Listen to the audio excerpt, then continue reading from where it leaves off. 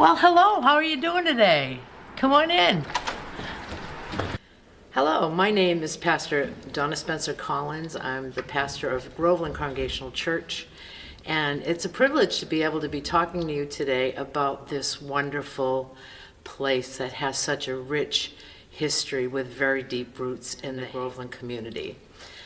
The church was founded in 1726. But what was so fascinating for me is that what it takes for a church to actually be founded in the United States back in that day in Massachusetts.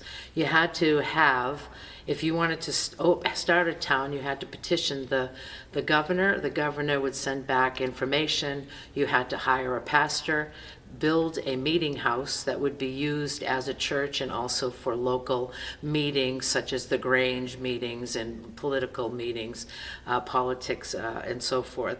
And then there was a building that needed to be made where the pastor would live.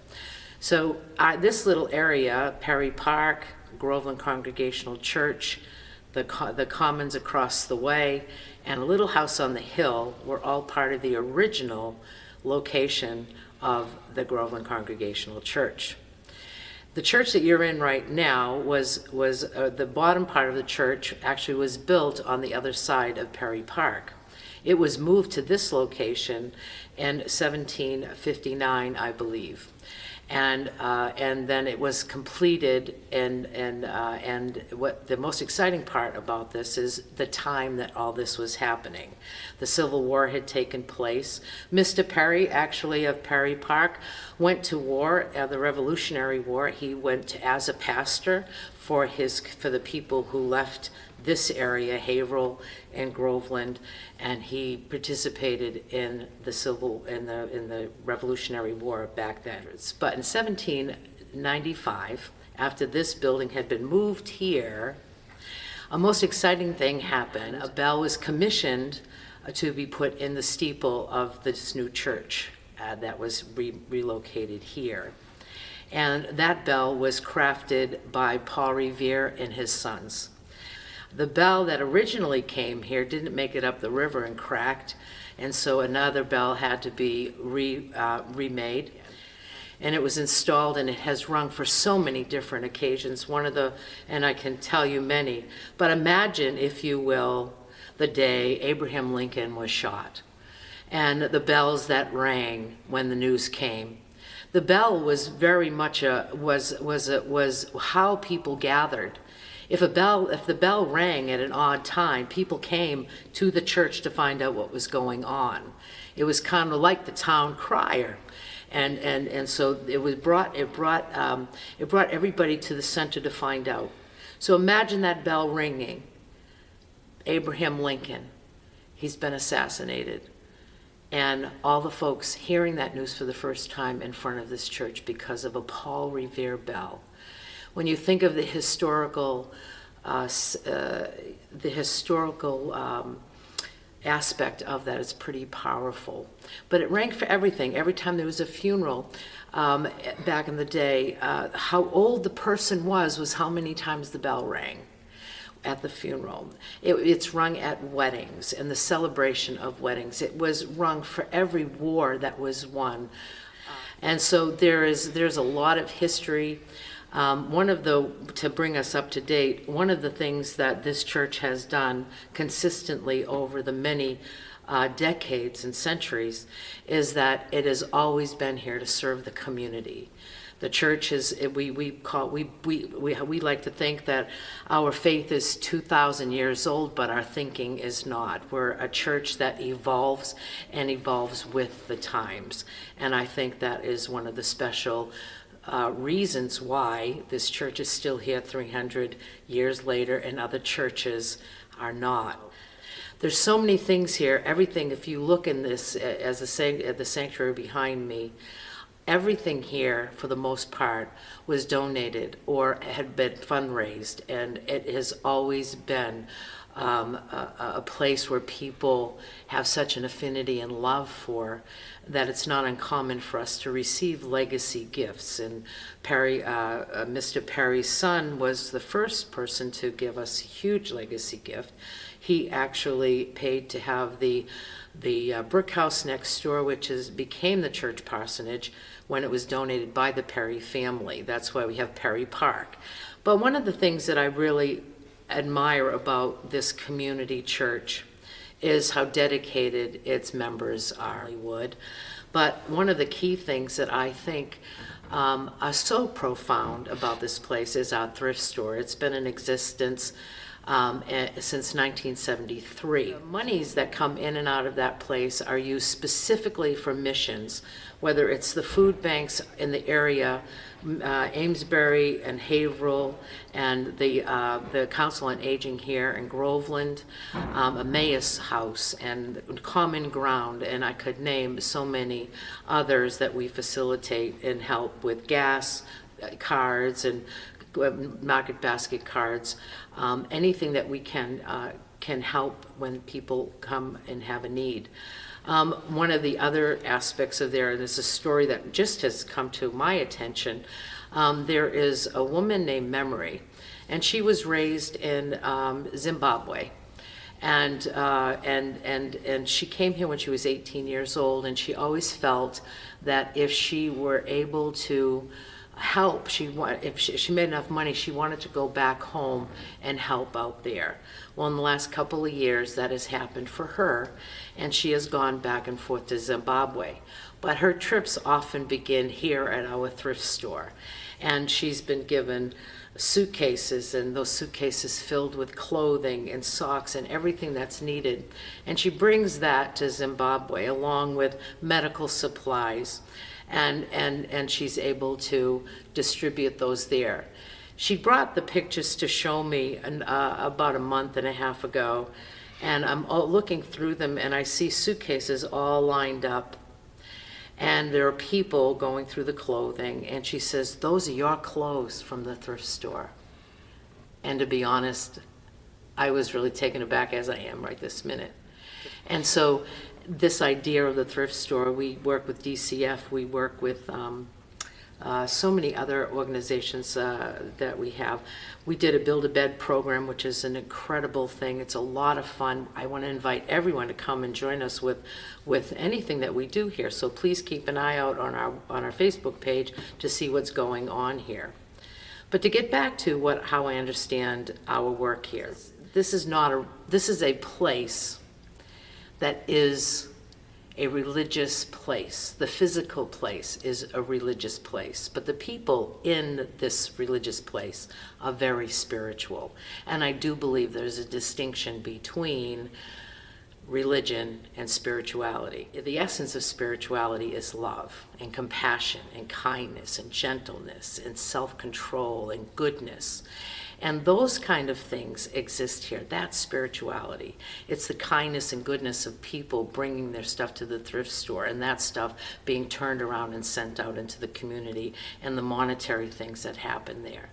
So if you can imagine, I kind of look at the thrift store as a stream, and that has an inlet and an outlet. And we're so grateful for everyone who participates, whether you bring stuff here or whether you are purchasing things. Know that everything that you give, no matter how you give, you are helping somebody else, and that is our mission here. So Bob's going to take us on a little tour of the building and let you see how beautiful this place is. Thank you. Thanks, Donna. So by way of introduction, my name is Bob Lay, and I am the moderator here. I've lived in this town my entire life. I love this place. I'm here a lot, and I feel like like many do, we're caretakers of something that's just so beautiful. That don't have a house to express it.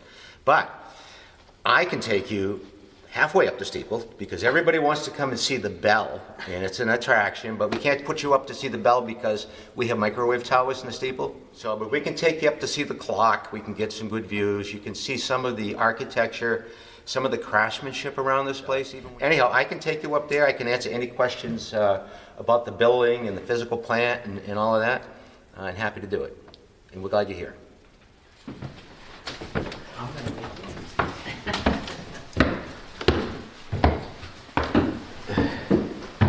So as I mentioned, you can see how colonial this place is, and this is like museum quality stuff. This is the balcony, which you didn't see from downstairs.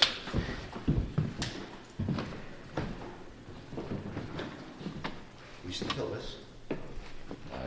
I will take you up. You just need to be careful. Stephanie, you coming up? Yep. Okay.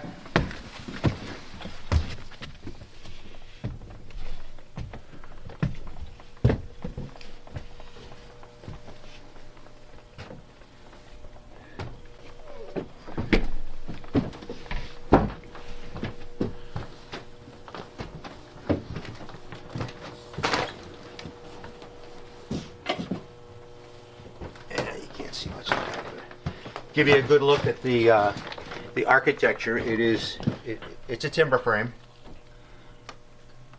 Had some work done to it over the years. Here's the rope to the bell. Okay, comes right up through. The current clock was operated. It's mechanical, so it's got weights. It's got a box of weights there, and it's got another box of weights down here. Somebody had to come every week, wind it so the weights would get back into place.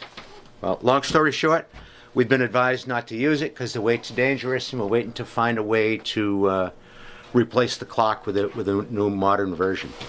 But you haven't heard the last of the clock yet, because it might end up in a place that you all are familiar with, which is Washington Hall. That's our current thinking, but I'll take you up and let you have a look at it. It is pretty cool. One at a time on the stairs. And you can see why.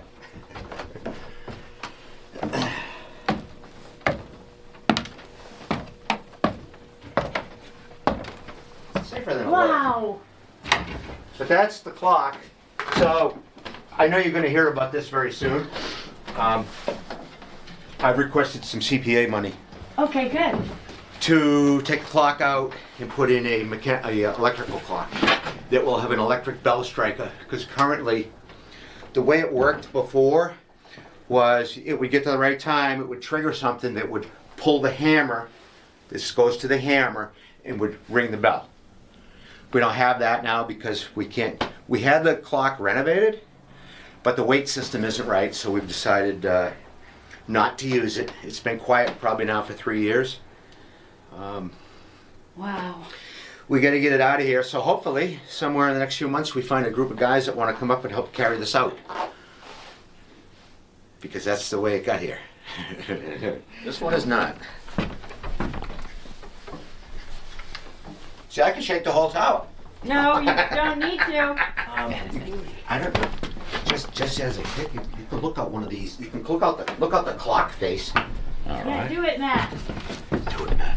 Look at this. People think of this stuff. Do not remove to open. Hold door. Yeah, I know that. Where is it? There it is.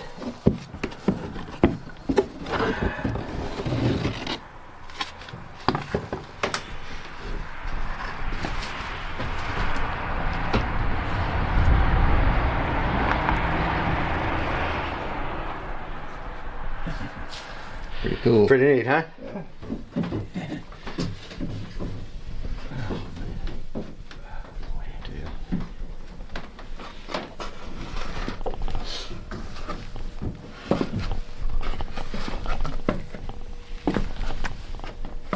Okay.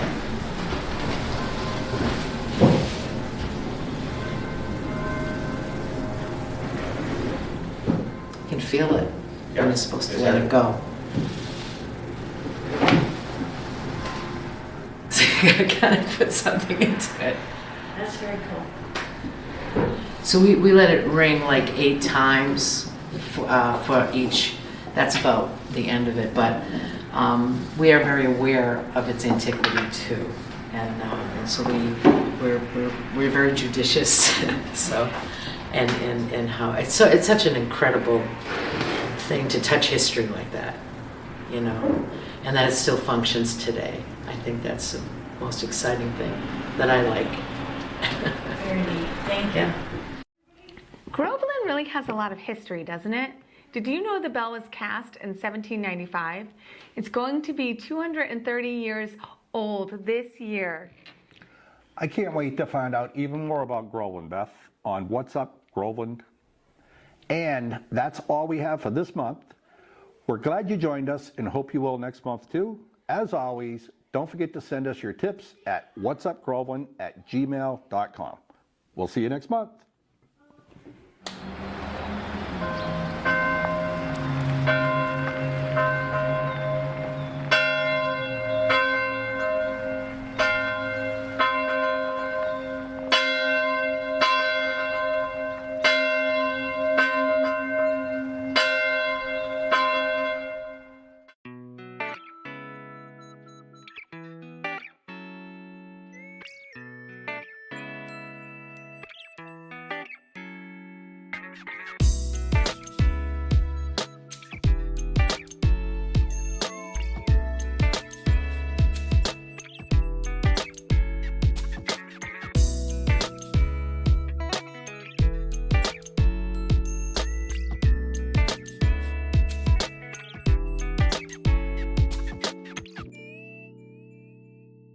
GCN, Groveland's Community News.